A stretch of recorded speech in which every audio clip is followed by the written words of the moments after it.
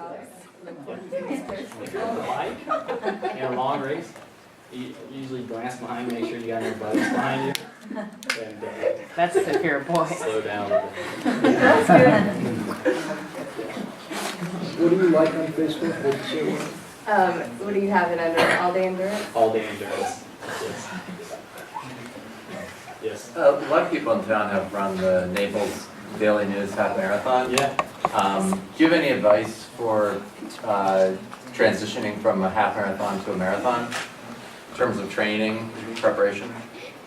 Yeah, it really is, quite a bit different, and, different energy systems start to cross over in that. I think you can pull off a really good half marathon with a lot less training. For the marathon, you really do need to put in more training. And then the heart of that should be your marathon pace long runs. And lots, instead of just your long, easy runs maybe, that a lot of people do, you need to interject lots of race pace into that and keep building that, yeah. What percentage?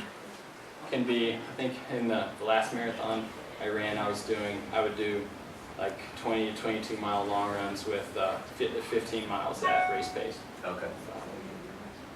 Yes. What is that black thing? It's a riser block so that it holds the bike level. Because if you don't have that there and you ride on the trainer, you feel like you're riding downhill. So it just levels it out.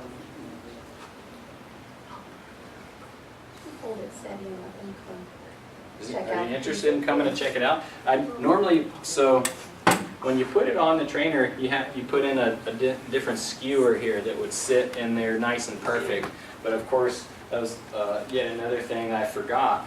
But you just have to roll with things in triathlon. And so I would take these skewers out, and then you would just pop it right out, and you can put in the new one. I just put in these because they're a little bit lighter weight for the races. Yes. What core or strength exercises do you recommend doing for improving your marathon or triathlon time? Yeah, the core is very important. It depends on how much time you have, though. You know, if you have to cut out running to fit it in, sometimes it's not worth it. It just depends on your situation. But if you're recovering from an injury or something, then maybe you need to cut some of the running out and make sure you do fit it in. So it's a little bit individual, but it is hugely important. I'd say if you have time for it, definitely do core and dynamic core. So I'm not a real big fan of crunches, a lot of flexion and extension of the lumbar spine. It's not the best for the spine. Or planks, just holding a plank, not always the best. I always say I see a lot of people who can hold a plank for 5, 10, 15 minutes, a long time. But you put them in the water and ask them to put power on the water with their arm fully extended, and the body goes crazy. So but that's moving dynamically. So if you did planks and you were doing things where you're moving your legs while holding that plank position, then it would start to be a little more better translation. Yeah. Yes. How did you first feel for your first like Ironman? Because it's kind of intimidating for like beginners. So. Yes, it was really hot, and I was nervous and excited at the same time, and I thought I had my plan perfect, and I was wrong, and so I ended up.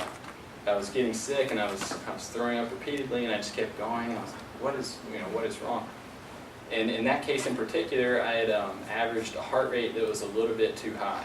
And then, so I did I needed redemption quickly. I was able to find another race 6 weeks later, another Ironman to do. And I went in and did that other Ironman, and I averaged 5 beats less average on the bike, my heart rate.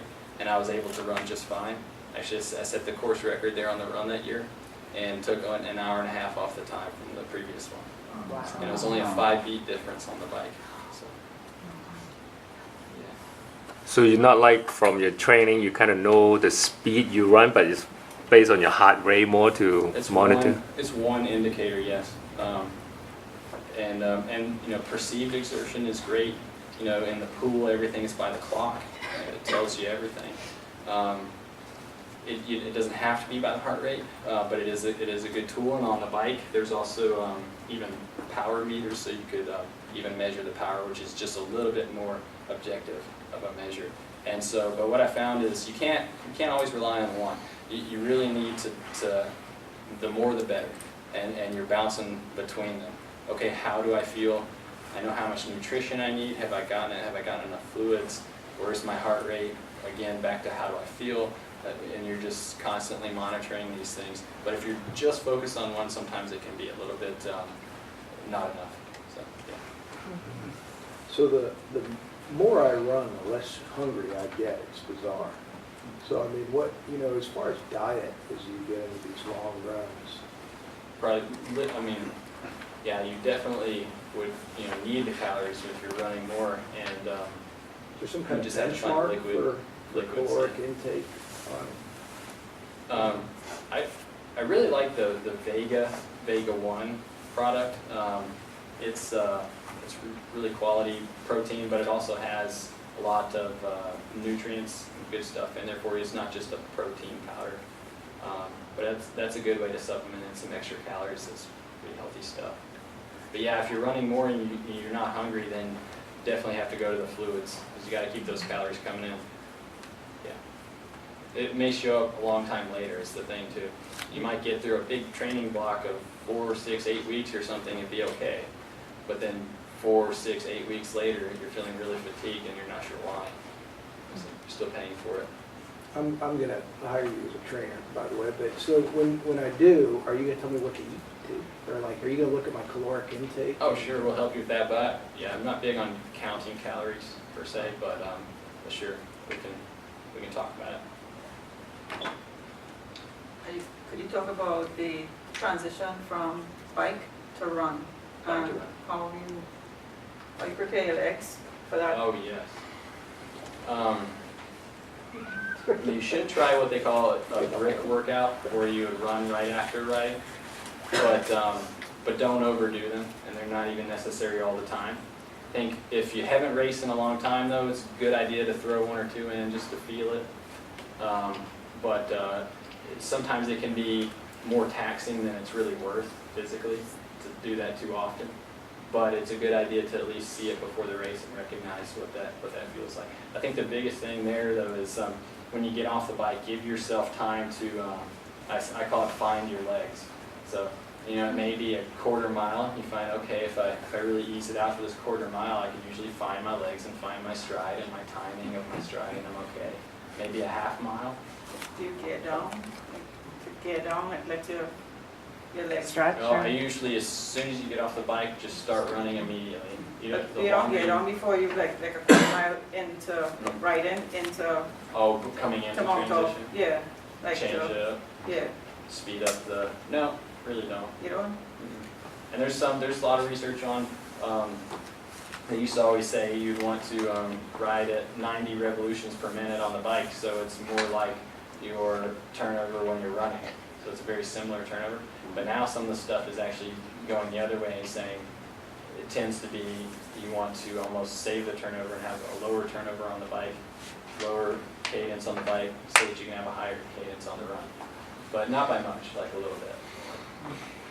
But yeah, if you speed up too much on the bike to try to speed up, it doesn't actually work. So The one time you slim, because people say when you come off the bike, you feel like your legs like lead. yes. Right. And how do you move into that next stage?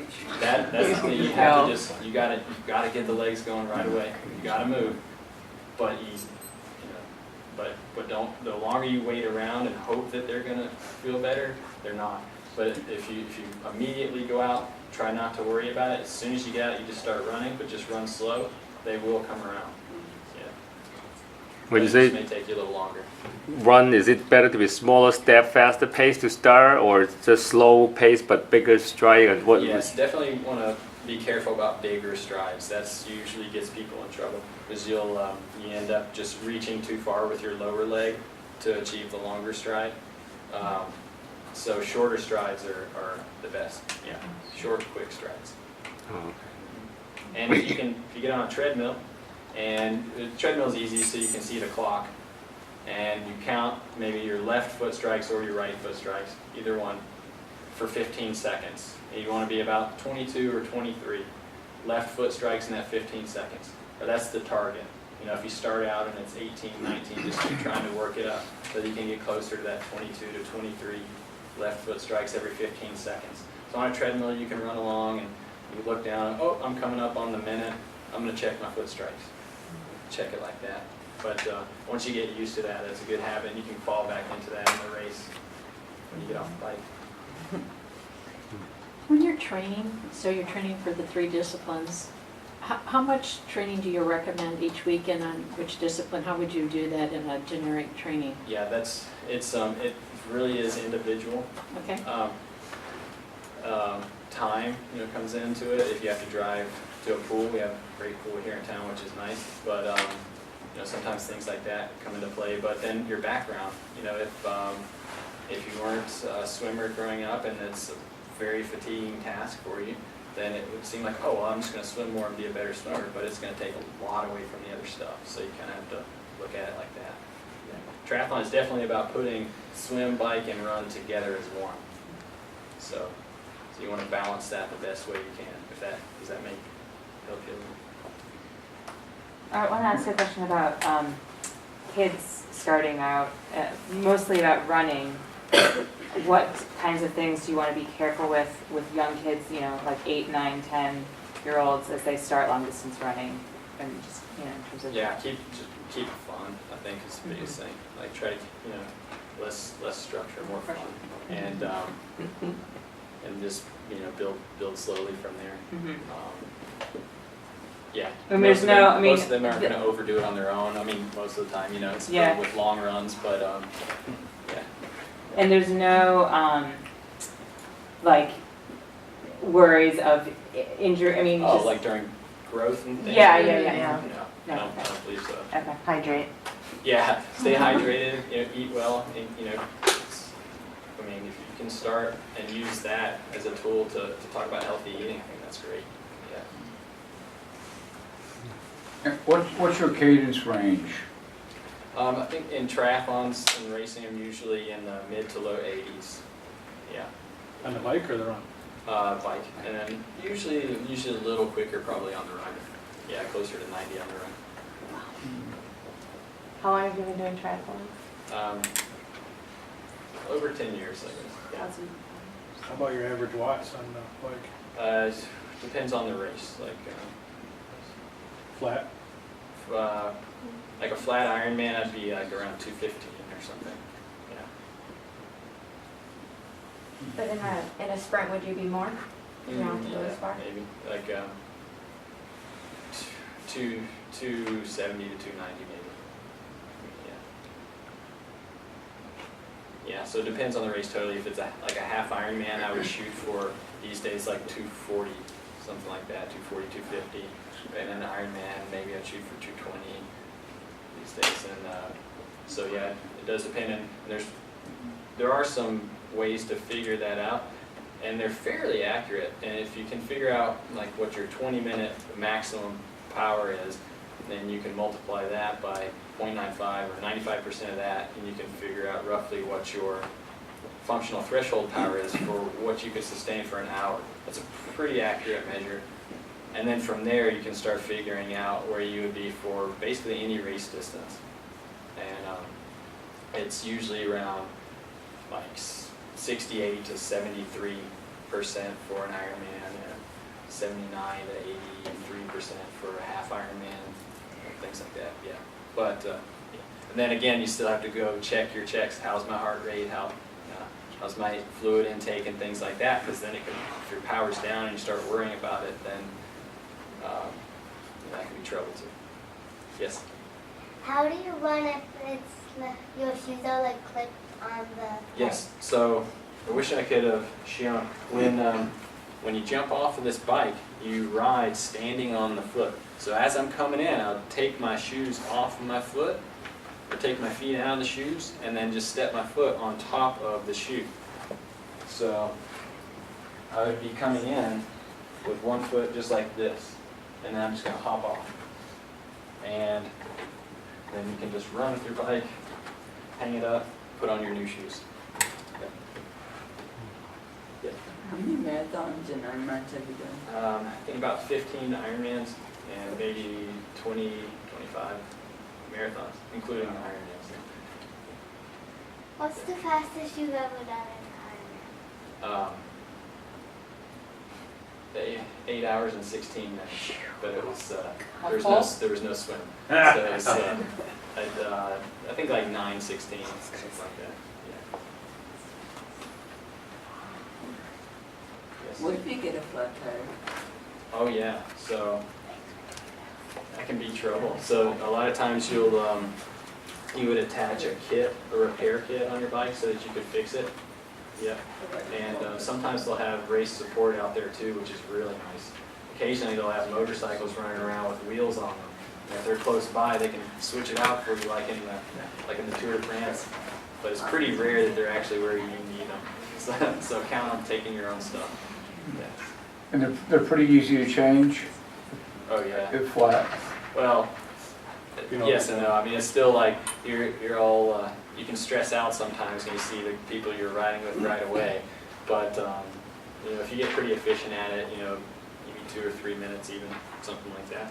And even Chrissy Wellington, she won Ironman World Championships after having a flat tire not long ago. She stressed out trying to change it.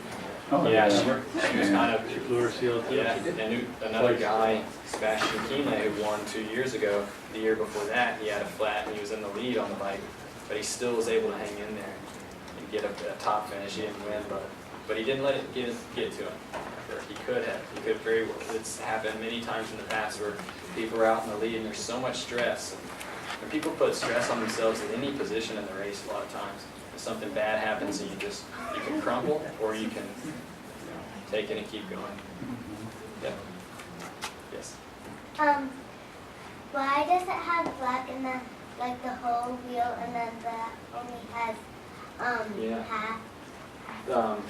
Well, it depends on what kind you want for the conditions of the race, but this one is solid all the way through, so it's very aerodynamic. So when the wind hits it, it bounces off it just right and it makes you slice through the wind. So it makes you a little bit faster. Yes? How many people usually go to an Ironman? Usually they'll cap it at about 2,500, 2,500 usually. Oh, do people still do Ironman with like no legs? Yes, they sure do. It's impressive, huh?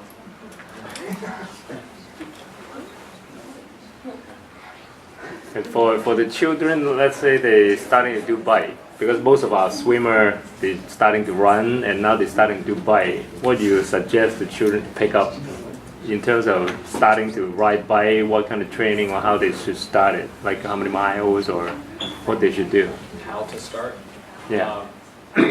Stick with maybe the same time of previous workouts. If a swim workout is 45 minutes of swimming, then start with about 45 minutes of cycling and build from there. That'd be a good start. Well, yes. How can you do it without legs? Yeah, most people wear like a prosthetic leg, so they would have that their foot would still be attached to the bike, just like you or I, but they're able to do it without all those muscles and stuff. Pretty impressive. Yeah. How do they move that? How do they? I don't know. I guess it would depend on how high up the injury was. Yes. What gear should you have now? Good question. So when you would start the bike to hop on it, you also want to have it in a gear that's a good gear to start out in. If you have it all the way down in the hardest gear and you hop on, you're like, oh no, I forgot. Or too easy even. But put it in that nice moderate gear so that when you hop on, you can pedal smoothly. Yeah, all those little details. That's why it's good you get there an hour early. You can take your time, set it up exactly how you want it, and then check it out again and again. Make sure it's right. Yeah. If there's no other questions, there's a few things here from the Bike Bistro in Fort Myers.